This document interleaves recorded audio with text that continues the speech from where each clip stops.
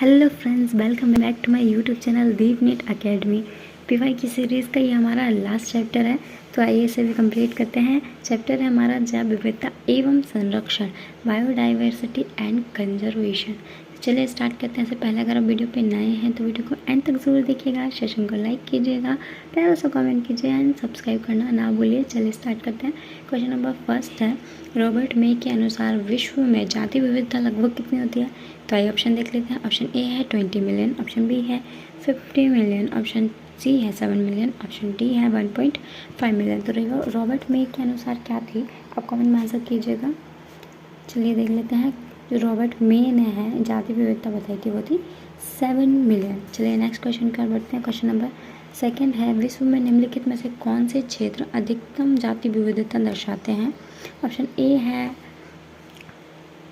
Madagascar, B है हिमालय, सी है Amazon के जंगल, डी है भारत की पश्चिमी घाट। तो इसका राइट आंसर क्या हो जाएगा, कमेंट में आंसर कीजिएगा।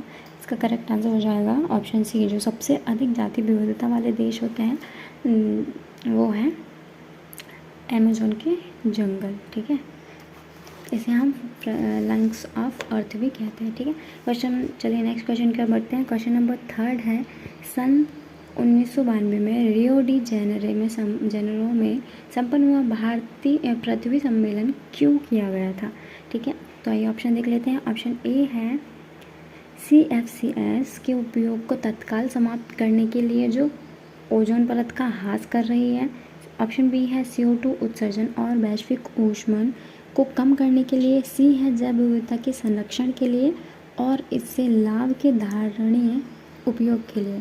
ऑप्शन डी है आक्रामक अपतरण जातियों द्वारा स्थानीय जातियों पर हुए जोखिम के मूल्यांकन के लिए। तो जो अर्थ समिट है वो क्यों हुआ था, तो आइए देखते हैं। आप कमेंट में आंसर कीजिए। जो अर्थ समिट हुआ था वो किस लिए हुआ था? वो संरक्षण के लिए हुआ था।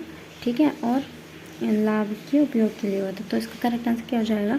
जैव विविधता के संरक्षण के लिए और इसके लाभ के धारणीय उपयोग के लिए। तो इसका करेक्ट आंसर होगा option C is right answer. चलिए नेक्स्ट क्वेश्चन देख लेते हैं। क्वेश्चन नंबर 4 है, निम्नलिखित में से कौन एक जैव विविधता के स्वस्थानीय संरक्षण की विधि नहीं है?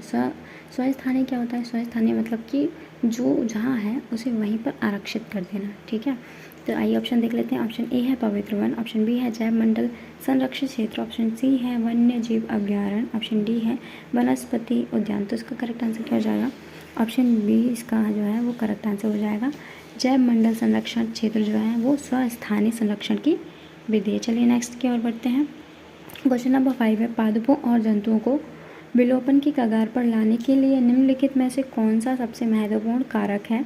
ऑप्शन ए है विदेशी जातियों का आक्रमण, ऑप्शन बी है आवासीय क्षति तथा विखंडन, ऑप्शन सी है सूखा और बाढ़, डी है आर्थिक दोहन। तो इसका करेक्ट आंसर क्या हो जाएगा? जो पादप और जंतु का विलोपन है वो किसके अंतर्गत सबसे ज़्यादा है? तो ये होता है आवासीय क्षति और विखंडन। तो इसका करेक्ट आंसर हो जाएगा ऑप्शन बी। चलिए नेक्स्ट क्वेश्चन की ओर बढ़ते हैं।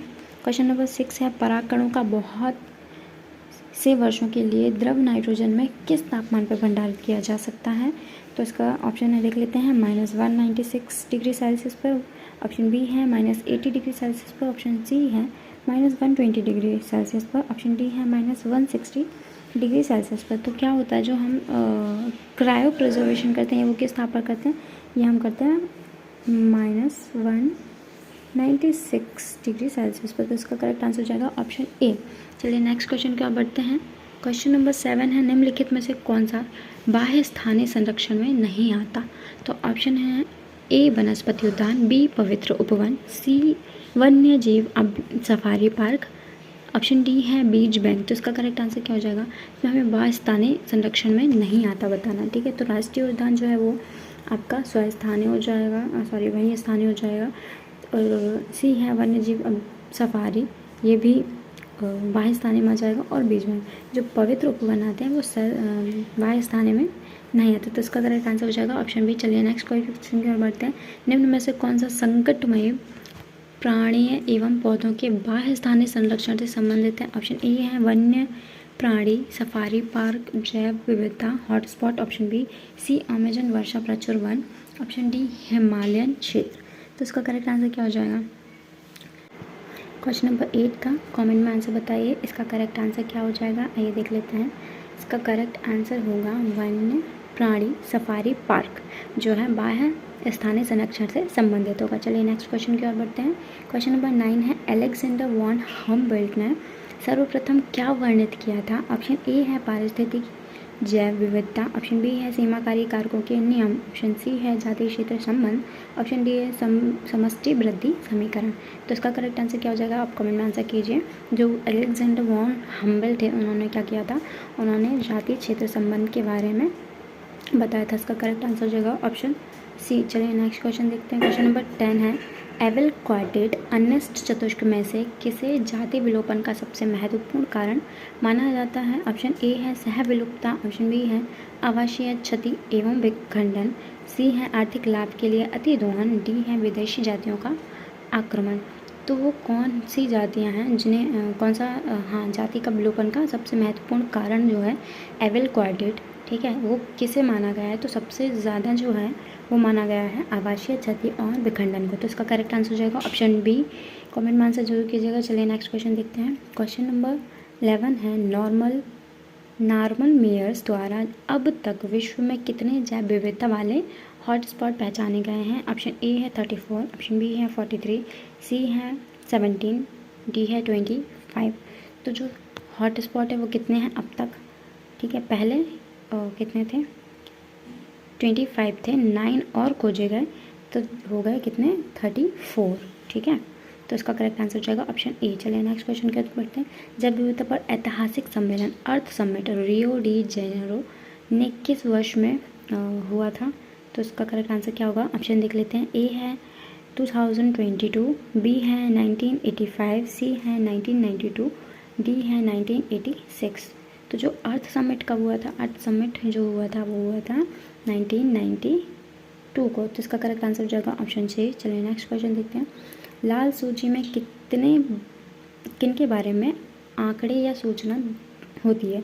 ऑप्शन ए है संकटापन्न जाति, ऑप्शन बी है केवल समुद्री कशेरुकी प्राणी, सी है आर्थिक रूप से महत्वपूर्ण सभी पादप, डी है वे पादप जिनके उत्पाद अंतर्राष्ट्रीय व्यापार में हैं। तो लाल सूची में किन के बारे में दिए जाते हैं आंकड़े, ये दिए जाते हैं। इसका करेक्ट आंसर हो जाएगा ऑप्शन ए संकटापन्न जातियों के विषय में। चलिए नेक्स्ट क्वेश्चन देखते हैं। स्वस्थानीय संरक्षण का संदर्भ है। तो स्वस्थानीय संरक्षण का संदर्भ क्या है। ऑप्शन ए है केवल उच्च खतरे की स्पीसीज का संकरण करना, बी है केवल संकटापन्न स्पीसीज का संरक्षण करना, सी है केवल विलुप्त स्पीसीज का संरक्षण करना, और डी है समस्त पारितंत्र को बचाना एवं संरक्षण करना।